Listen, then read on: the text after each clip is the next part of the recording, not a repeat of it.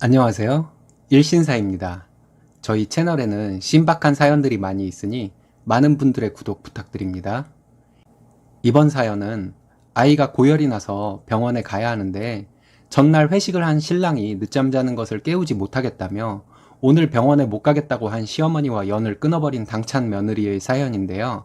함께 보시겠습니다. 안녕하세요. 저는 38살 결혼 7년차 직장맘입니다.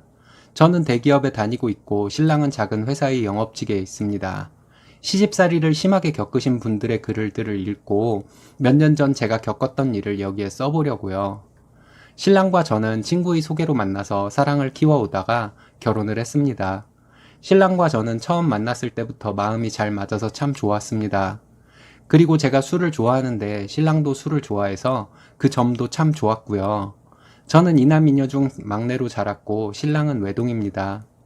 외아들이라고 하기에는 이기적인 면도 별로 보이지 않고 배려심도 크고 해서 정말 좋아 보였습니다.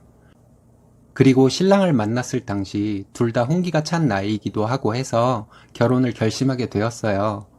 처음 뵈었을 때 시어머니와 시아버님은 두 분 다 소소한 분이셨습니다.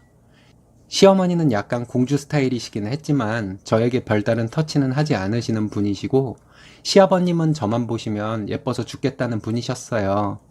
제가 참 복받은 거라고 생각했죠. 저희 집에서도 신랑을 마음에 들어해서 결혼을 하게 되었습니다. 저희 신혼집은 시댁과 친정 모두 20분 거리에 가까운 집이었습니다. 결혼 준비를 하면서 많이들 싸우기도 하고 결혼 비용 문제로 다투는 경우도 많다는데 저희는 그런 부분에 있어서는 무난하게 결혼을 준비하고 결혼을 했습니다. 결혼을 하고 저는 곧바로 임신을 해서 아들을 낳고 얼마 전에 딸을 낳아 현재는 육아휴직 중입니다. 첫째를 낳았을 때 시부모님은 정말 좋아하셨습니다. 친정은 저희 언니 오빠가 결혼을 해서 먼저 태어난 제 조카들이 있어서 친정 부모님은 약간 무덤덤하셨는데 시댁에서는 신랑이 외아들이고 첫 손주라서 그런지 굉장히 좋아하셨습니다. 첫 출산이었지만 저는 진통을 하고 4시간 만에 자연분만으로 아이를 낳았습니다. 제가 아이를 낳고 시부모님이 병원으로 오셨는데 시아버님은 병원 신생아실에 아이를 보러 가는 것보다 먼저 입원실에 있는 저를 보러 오셨어요. 오셔서 저에게 우리 딸 아팠지? 무서웠지? 힘들었지? 하시며 눈물을 글썽이시며 자상한 모습을 저에게 보여주셨습니다. 그런 시아버지의 자상함에 정말 큰 감동을 받았더랬습니다. 반면에 시어머니는 제 입원실에는 안 오셨어요. 신생아실에서 아기만 한참 보시고 병실에 오셨던 시아버지를 기다렸다가 그 길로 돌아가셨습니다. 지나고 보니 서운하더라고요. 산부인과에서 퇴원을 하고 조리원에 갔다가 퇴원을 했습니다.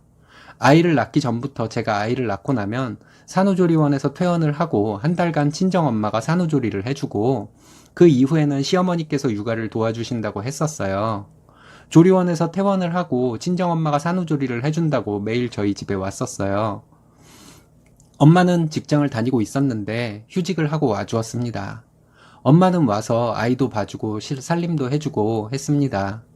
그렇게 한 달이 지나고 시어머니가 와서 육아와 살림을 도와주셨어요. 저는 시어머니께 안 오셔도 된다고 말씀드렸지만 손자가 너무 보고 싶으시다며 계속 오셨습니다. 신랑은 영업직에 있어서 술자리가 많았습니다. 임신 전에는 저도 술을 좋아해서 신랑과 집에서도 술도 자주 먹고 했었는데요. 제가 임신을 하고 출산을 하고 모유 수유를 해야 해서 그동안 술을 하나도 먹지 못했습니다. 그렇게 제가 술을 먹지 못하는 동안 신랑은 회사 일로 꼭 필요한 자리가 아니면 술자리에 나가지 않았습니다. 그래도 영업직이라서 그런지 일주일에 2~3번은 술자리를 갔다가 집에 늦게 들어왔습니다. 아이가 태어나고 100일 정도 되었을 때 어느 날 신랑은 금요일에 늦게까지 술을 먹고 시댁으로 가서 잤습니다. 술자리에서 취하거나 너무 늦게 되면 시댁에 가서 자라고 제가 얘기를 했었거든요. 그런데 그 다음날 토요일 아침에 일어나 보니 아이가 계속 보채고 울길래 안아봤는데 몸이 뜨겁더라고요. 체온계로 열을 재어보니 열이 38도가 넘었어요. 토요일과 일요일은 시어머니도 친정엄마도 오시지 않아 혼자 당황을 해서 신랑에게 전화를 했는데 전날 술을 먹고 늦게 자서 그런지 전화를 받지 않았습니다. 바로 시어머니께 전화를 했죠. 전화를 해서 신랑을 깨워달라고 했습니다. 신랑이 곤히 자고 있어서 깨우기가 그렇다고 하시면서 무슨 일이냐고 하시더라고요. 그래서 아이가 열이 38도가 넘어 지금 당장 응급실을 가야 할 것 같다고 얘기했습니다. 그랬더니 알았다고 하시더라고요. 신랑이 시댁에서 일어나서 곧바로 오더라도 20분 정도 걸리겠지만 저는 신랑이 오면 바로 가려고 정신없이 아이 병원 갈 준비를 하고 아파트 입구로 나갔습니다. 아파트 입구에서 신랑이 차를 기다리고 있는데 시어머니와 통화한 지 30분이 지났는데도 신랑 차가 오질 않더라고요. 시어머니에게 다시 전화를 했습니다. 신랑 출발했냐고 물어봤어요. 그랬더니 시어머니 하시는 말씀이 땡땡이가 지금 곤히 잠들어 있어서 오늘 병원에 못 갈 것 같다. 이렇게 말씀하시더라고요. 저를 욕하셔도 좋습니다. 시어머니 이 말에 제가 평소에 욕이나 비속어를 싫어하는 사람인데도 시어머니를 향해 개, 샹, 년 이런 욕들이 튀어나오려고 하더라고요.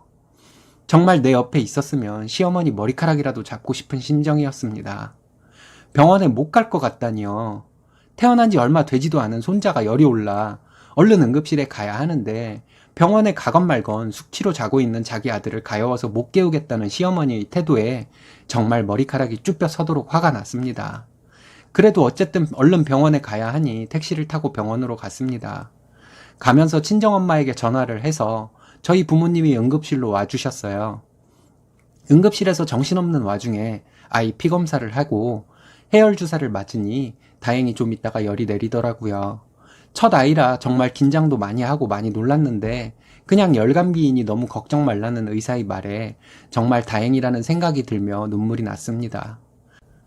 아이가 열이 내리고 정상 체온이 되고 해서 처방전을 받아서 응급실에서 나와 집으로 돌아왔습니다. 친정 부모님과 집에 돌아온 시간이 오후 늦은 시간이었는데 그때가 되어서야 신랑에게 자다 깬 목소리로 전화가 오더라고요. 이제 집에 온다고요.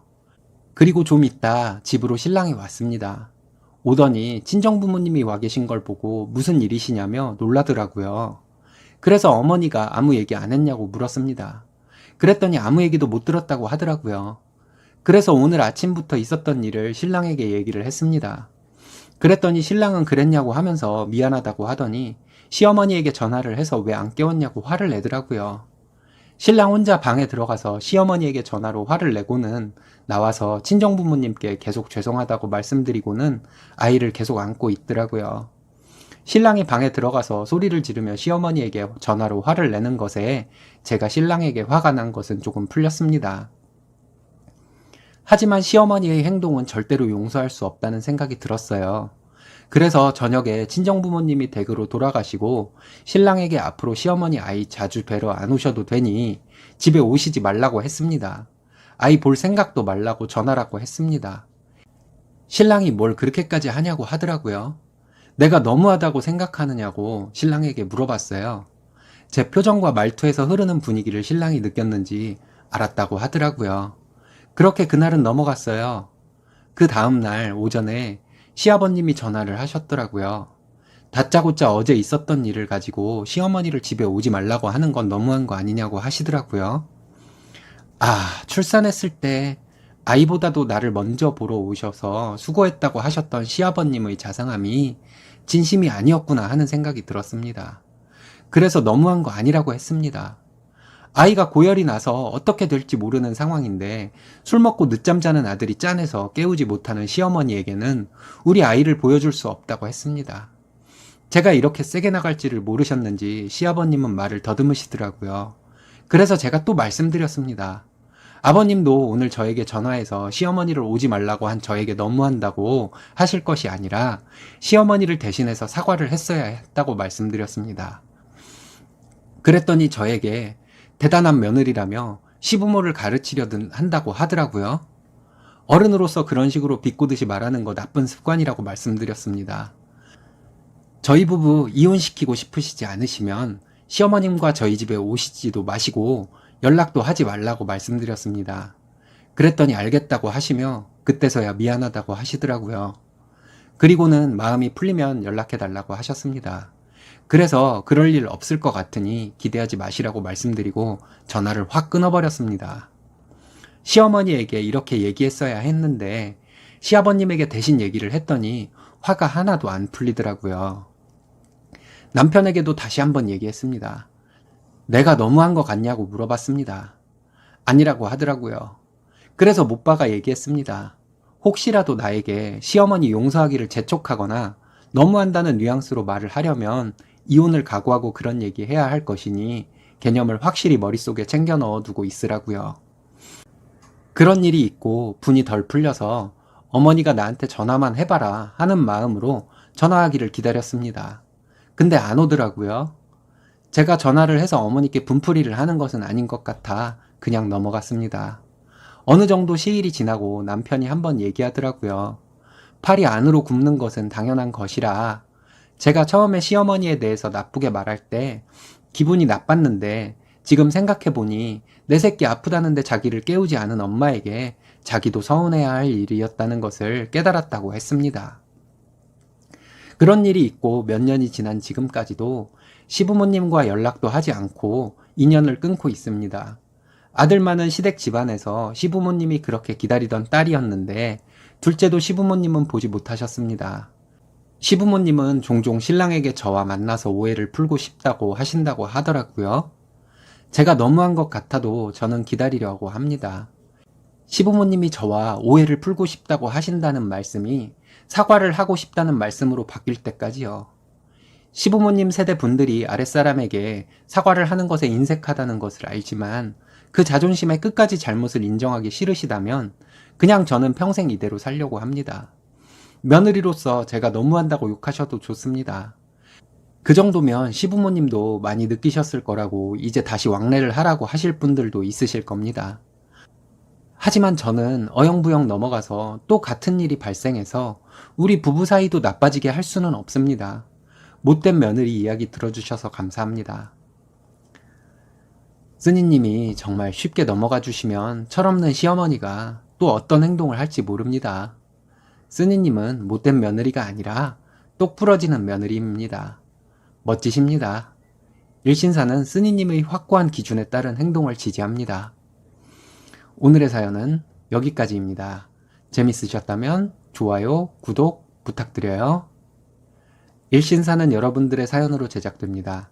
많은 사연 제보 바랍니다. 여러분들의 사연은 아래 메일 주소로 부탁드려요.